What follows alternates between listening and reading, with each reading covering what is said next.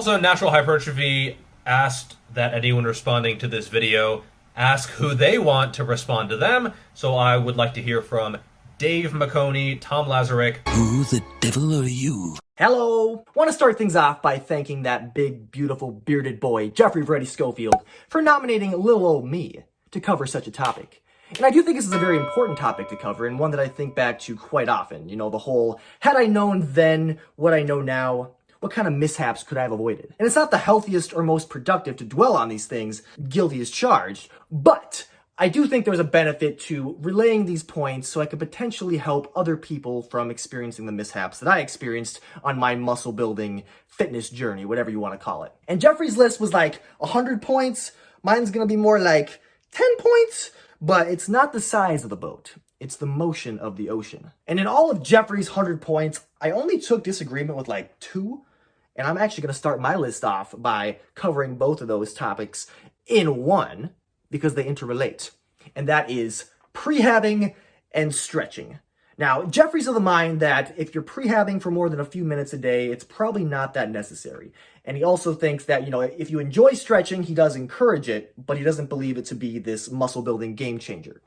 And I see where he's coming from here. There's definitely some nuance, but on the whole, I do disagree. So what exactly is prehabbing?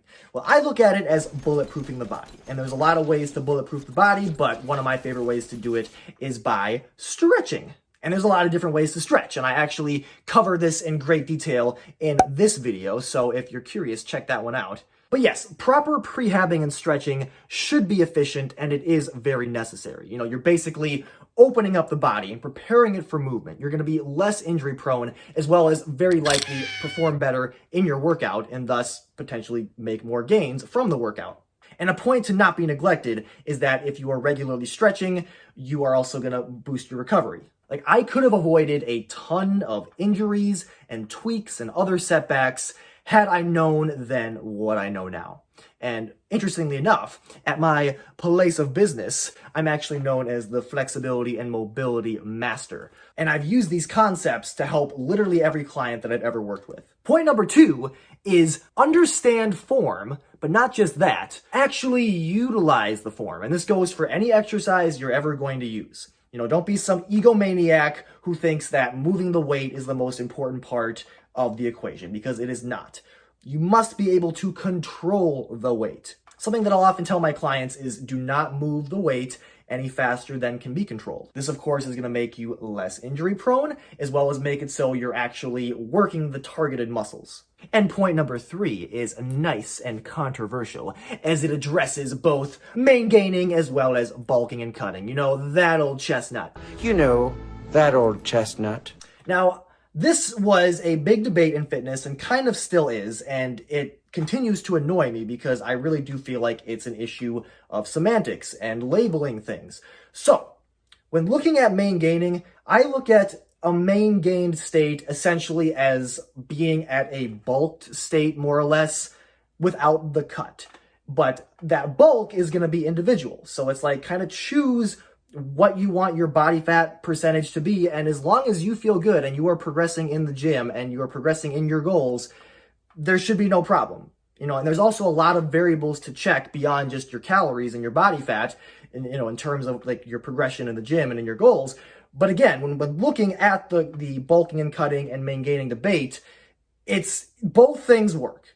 Objectively speaking, both work. It's just a matter of what's best for you. Like, if you're somebody who likes that fluctuation and is okay doing the bulk and the cut, great.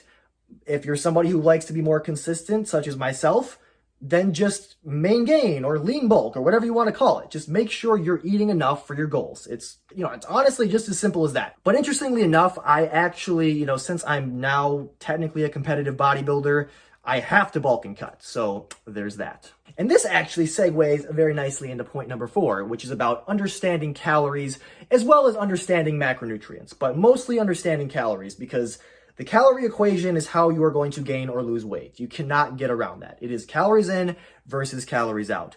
But the macronutrients, they do play a role in like your energy and your appetite. So understanding, you know, protein, carbs, and fats and how to use them in your personal diet, that's also going to be key. But understand that in terms of the actual weight loss and weight gain itself, It is calories in versus calories out.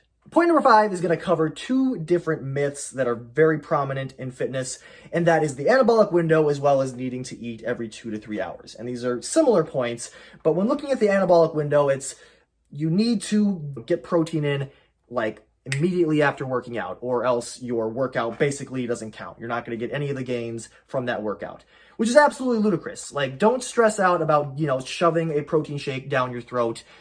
Like, get your food in when you can. It's not that big of a deal. And then, we have the 2 to 3 hours thing as well. And that states that if you're letting your feedings go beyond that 3rd hour, that your body's just going to start to eat itself. You're going to catabolize. Your muscles are going to be poof, gone. And I was a stickler for both of these points back in the day, and I stressed out a lot about it, but really, there's no stress to be had. What's going to be most important at the end of the day is your total calories, not necessarily when you're eating what. The meal timing itself is going to be very much preferential. It's going to be on a case-by-case basis. It's going to be up to you.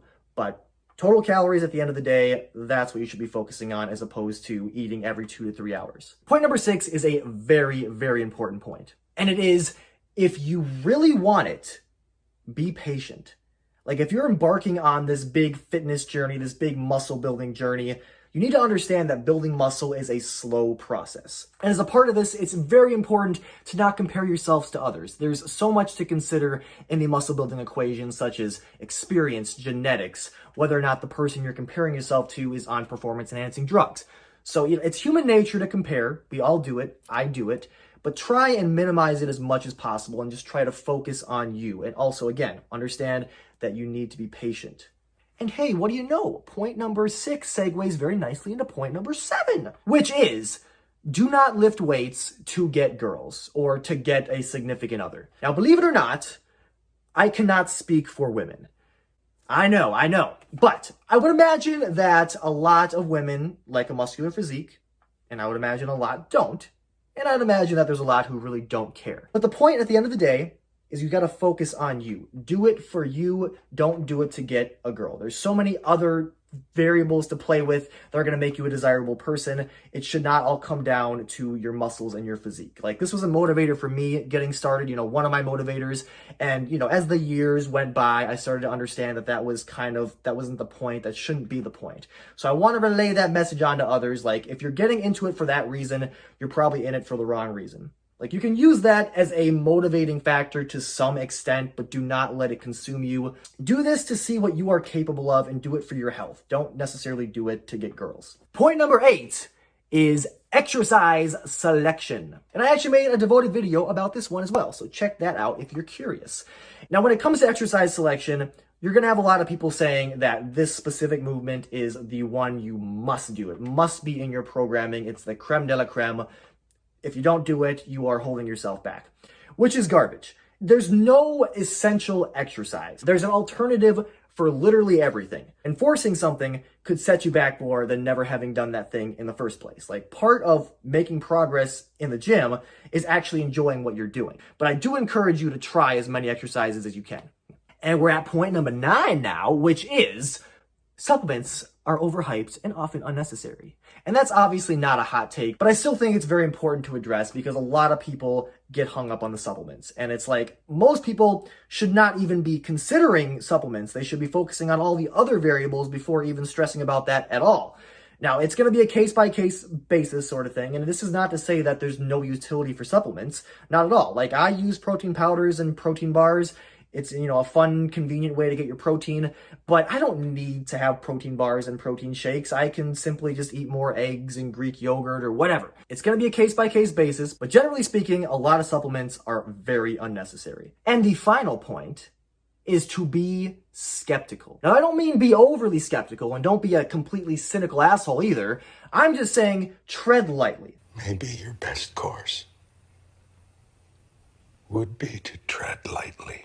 Because a lot of people have their individual experiences that they're trying to relay to the masses. And there's something to be said for individual experience. There's a lot of ways to skin a cat. And even if the person is not trying to deceive you, there might be something that worked for them that won't work for you, or they were misguided and it still worked for them for whatever reason. So it's just understand that a lot of things work and a lot of things don't work. So just be cautious in the fitness space. tread lightly, be a smart and safe explorer. Now, before I wrap things up, I believe I am meant to nominate others for, giving us their list. So I'm gonna just point over here, and we're gonna do Aaron Maltz of FitLab, of course. Also, I'd love to hear from Daniel Barrios, Become OP. Eli, Not Dead Yet. I want to hear from him.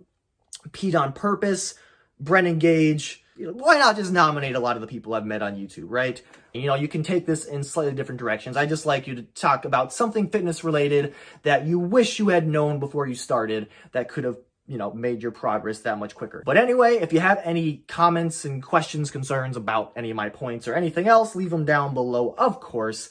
And like, comment, subscribe. Well, I already said comment, but like and subscribe. You guys are freaking awesome for watching to this point or just watching the video at all.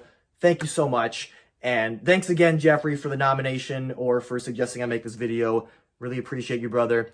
Have a great night, day, whatever it may be for you. Wishing you all health and happiness. Bye-bye.